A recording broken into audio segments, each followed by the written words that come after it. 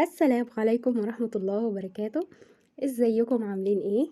هنعمل مع بعض النهاردة صينية البطاطس بالكفتة في الفرن بالطريقة المصرية بتاعتنا. طبعا صينية البطاطس في منها اشكال كتير، في منها بالفراخ وفي منها باللحمة وفي منها بالكفتة. النهاردة هنعملها مع بعض بالكفتة، لكن انا هستخدم لحم مجمد بدل اللحم الفريش، وهقول لكم ازاي نخلي طعم اللحمة المجمدة كأنه لحم فريش، مفيش بينهم اي فرق، وشوية تريكات من المطبخ أيوشا هوم. ويلا نشوف الطريقة. لكن قبل ما نشوف الطريقة، أنا آية. لو أول مرة تشوفوني ما تنسوش تشتركوا في القناة وتفعلوا زر الجرس ولايك لو عجبكم الفيديو، وقولولي رأيكم تحت في الكومنتات. ويلا بينا نشوف الطريقة. يلا بينا.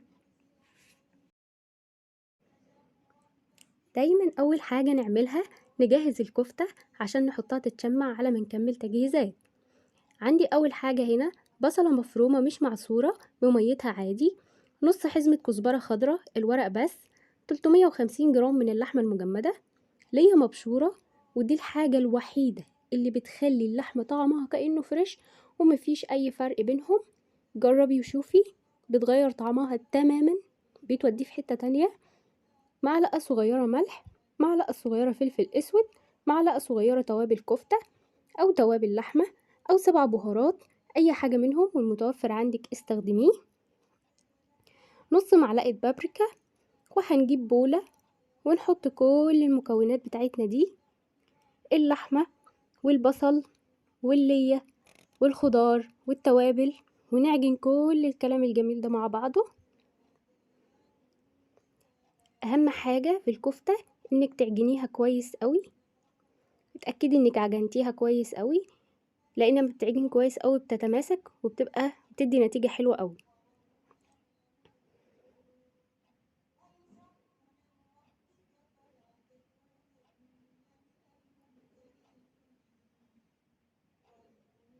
ونعجن نعجن نعجن نعجن يا جماعة.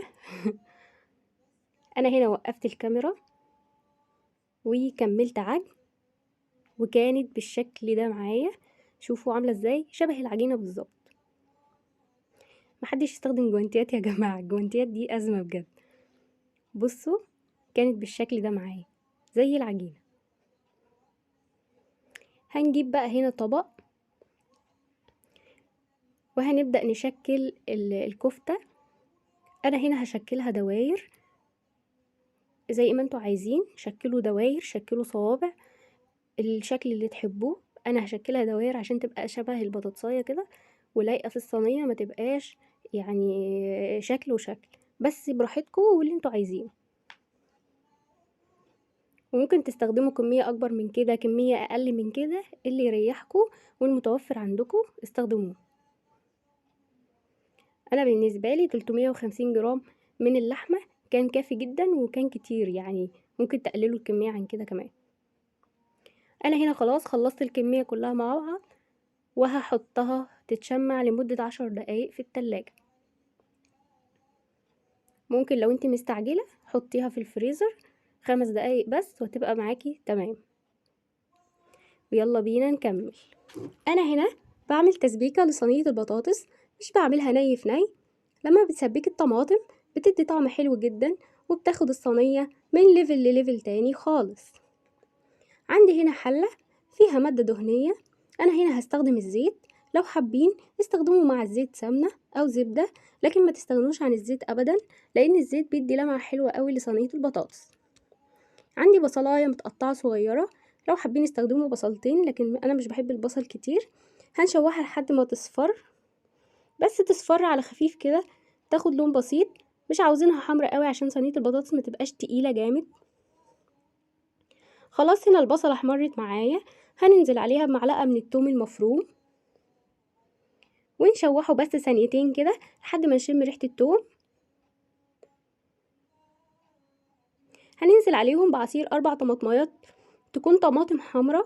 انا هنا خلطت مع الطماطم قرن شطة، ده اختياري، اللي مش حابب براحته.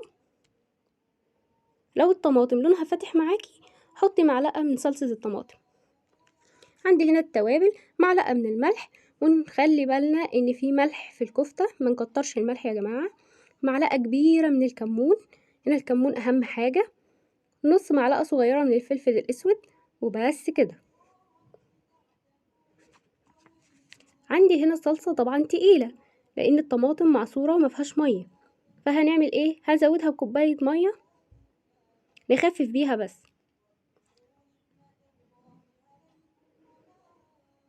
ونغطيها بقى ونسيبها تاخد غلوتين لحد ما تتسبك معانا.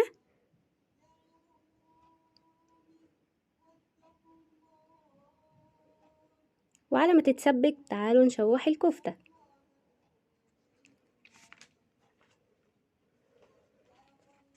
عندي هنا طاسة فيها معلقتين من الزيت يسخنوا بس شوية كده، وهننزل فيها بوحدات الكفتة، بس تاخد صدمة من الجنبين، مش عاوزينها لا تاخد لون ولا اي حاجة، تشويحة بسيطة من الجنبين.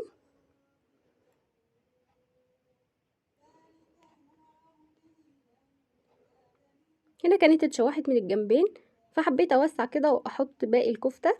معلش هنا طرطشة الزيت كانت بتيجي على الكاميرا. هنطلع بقى الشوية دول اللي حطيناهم الاول، هنطلعهم ونكمل باقي كمية الكفتة بالطريقة دي.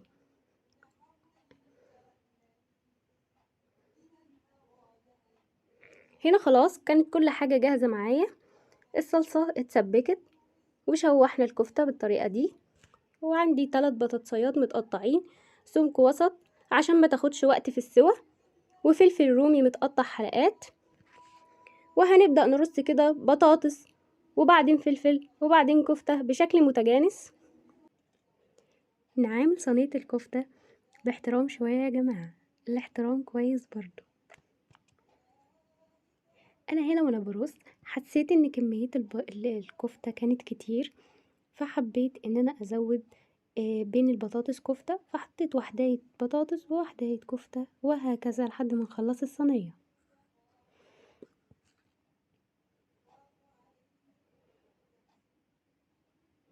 انا بشوف ان هي كده بيكون شكلها لذيذ احسن من ان انا اعملها صوابع وابدا ارصها، مش هتكون شكلها متجانس ابدا مع البطاطس، ولكن اللي يريحكم.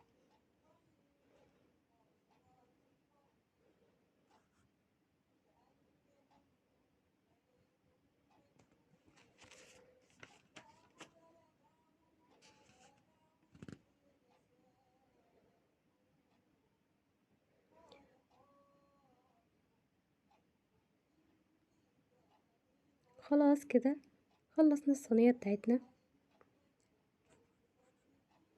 الباقيين بقى نحاول نحطهم في اي مكان، اكيد مش هنسيبهم يعني. الصينية خلاص كملت معانا بالشكل اللي انتوا شايفينه ده. نحط بقى عليها الصلصة واحدة واحدة، بس هننضف المكان حوالينا.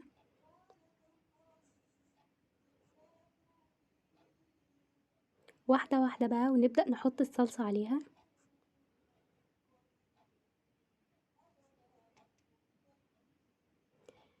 انا هنا بعد ما احط الصلصة عليها هبدأ اغطيها بالفويل، علشان انا عايزة اكتم البخار جواها علشان تستوي معايا بسرعة، لان انا كنت خلاص في الوقت البدل الضايع. طبعا الفرن سخن معايا عشان تغلي معايا على طول. خلاص نزلنا الصلصة على الكفتة، وهنحاول نوصل الصلصة لكل حاجة كده.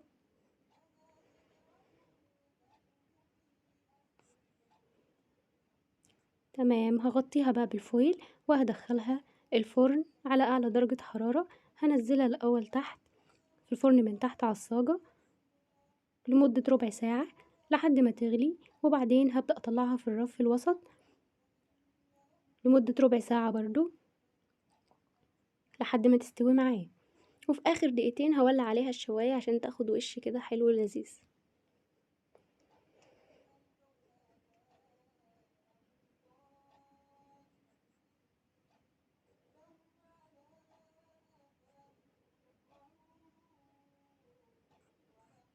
وبس كده. تعالوا بقى هنا نعمل مع بعض الرز بالشعرية.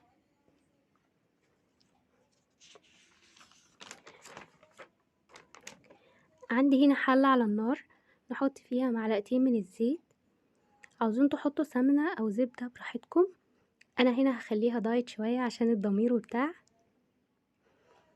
عندي هنا الشعرية بتكون نص كمية الرز، أنا عندي 2 كوباية من الرز، هحط عليهم كوباية من الشعرية.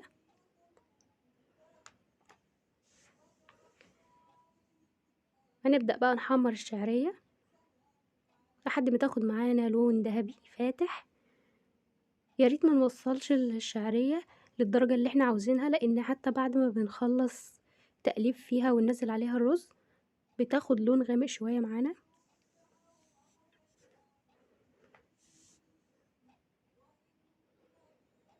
طبعا نقلب باستمرار علشان ما فيش واحدة تتحرق وواحدة ما تتحمرش، وتكون معانا كلها بنفس اللون.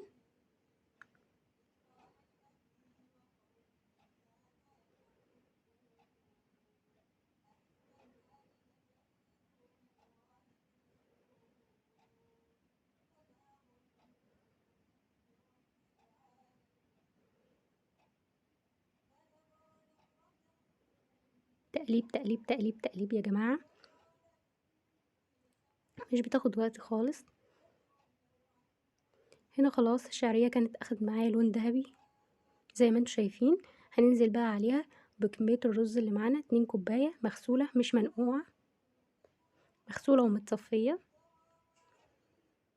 وهنبدأ نقلب الرز مع الشعرية لحد ما نشمعهم بس مع بعض كده ويتجانسوا مع بعض عشان الرز يطلع معانا مفلفل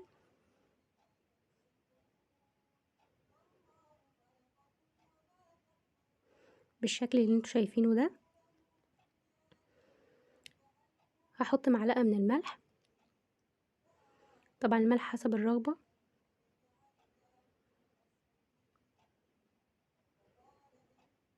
هنزل بقى عليهم بمية سخنة، انا مش هقولك حطي كوبايتين مية لكوبايتين رز، انا هقولك حطي الرز 1 سنتي فوق، حط المية 1 سنتي فوق الرز، دوبك تكون مغطياه ب1 سنتي.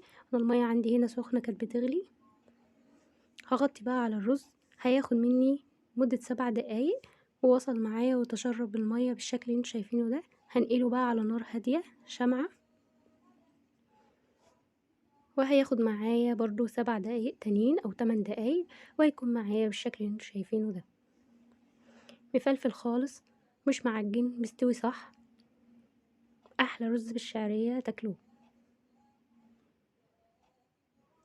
وهنا بقى صينية البطاطس كانت طلعت معايا من الفرن بالشكل اللي انتوا شايفينه ده. شوفوا حلاوته يا ناس، شوفوا جامدة ازاي، بجد حلوة جدا وريحتها تجنن، تحفة. جربوها وقولوا لي رأيكم تحت في التعليقات، واللي لسه مستمر معايا يعمل لايك للفيديو واشتركوا يا جماعة في القناة. نغرف بقى ونشوف الجمال ده بيقول ايه.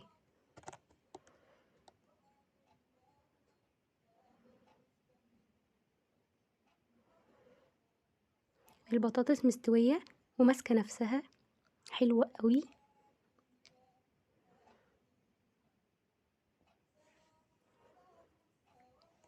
بصوا معايا، بطاطس مستوية مش مهرية، مستوية صح، طعمها خطير. والكفتة كمان مستوية، واخدة لون حلو من بره وفاتحة من جوه مش غامقة، شايفين؟ تحفة جدا.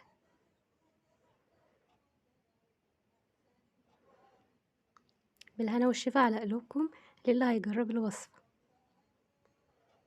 وزي ما قلنا مننساش لايك وشير لو عجبكم الفيديو، واشتركوا في القناة وفعلوا زر الجرس عشان يوصلكم مني كل جديد.